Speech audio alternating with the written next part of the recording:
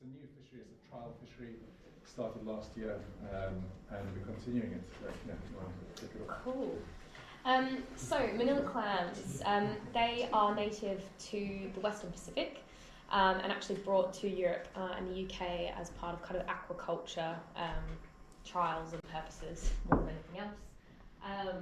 They have quite quickly naturalised in a couple of estuaries, Poole Harbour being probably the most significant one, but they have been in the Thames for a little while now, but have only recently kind of reached commercial quantities and really taken a hold. There's quite limited fishing opportunities in the Thames at the minute. The estuary is changing quite a lot and a lot of fishermen are really struggling. So the Manila clams, they kind of came to us wanting, I guess, a new fishing opportunity to be set up for them.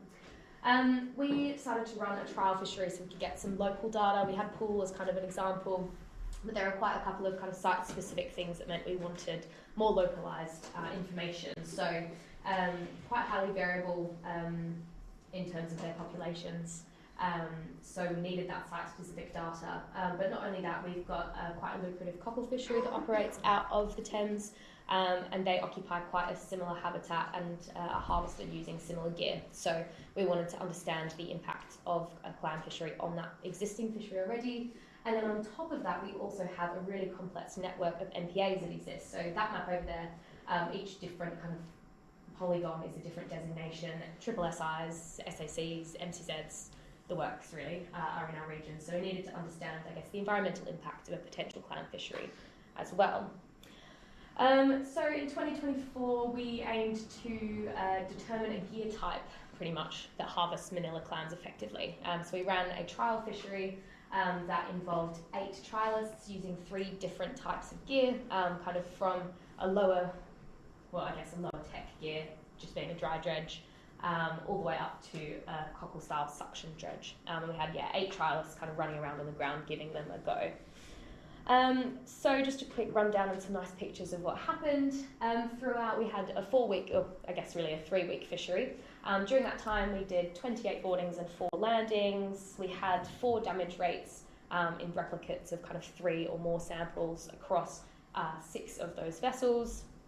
We had the fleet as a whole completing 36 fishing trips across those 3 weeks.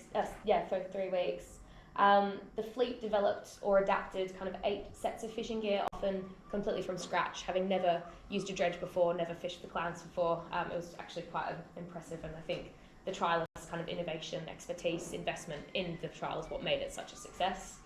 And then finally, we had 165 samples, including over 18,500 clams. So by the end of the 3 weeks, we were all incredibly sick of Manila clams. So quickly speed run of the headlines of that kind of trial. We found that water injection batch dredges were the most effective gear type for harvesting, so that's both for damage rates specifically, but also for kind of actual business operations and feasibility as an economic, prospect as well. We found that Manila clams were effectively separated from cockles during the trial. Cockles are much smaller than Manila clams, so we found that the bar spacings on the dredges and the riddles were suitable, so that we weren't actually bringing that many cockles on board in the first place, let alone kind of retaining any to be landed. So that was kind of what a typical sample that we took looked like, obviously overwhelmingly Manila clams. Yeah, sorry, there are cockles, there are Manila clams. We also found that undersized and oversized Manila clams were effectively sorted through their sorting processes. However, we'll kind of go on to that in a little bit. There's kind of a bit more focus required to determine potentially a suitable bar spacing for things like riddles and dredges as well. The minimum size for Manila clams is 35 mil, so anything undersized is illegal. And then finally, our fishermen were allowed to sell their catch, and they found that the easiest part of the whole trial. So we found that both domestic and export markets were accessible to our fishermen when selling Manila clams to specifically the live market. So a bunch of recommendations kind of came out of the trial. The main one was that we should have more trials. We wanted to look at only water injection batch dredges. We wanted to still focus on cockles. And finally was this riddle bar spacing, which I will speed run through now. So we did a riddle experiment, which pretty much we want to set a standardised riddle spacing to help with kind of compliance and enforcement. So This was done with whelks by Anna, I think, a couple of years ago, and I think you spent a lot of time in the lab going through stuff like this, so I got to carry on the baton and continue with that work. Pretty much we labelled a bunch of clams, measured their length and their width, and then chucked them through a range of riddles, so all through, measuring which ones go through, which ones didn't, effectively. Tested a bunch of different riddle sizes. We used pretty much the envelope within which the trial fishermen worked, and from chatting to Southern IFCA as well, kind of what their fishermen found worked as well. So we went from around 19 mils up to 24 mils and did kind of millimetre increments.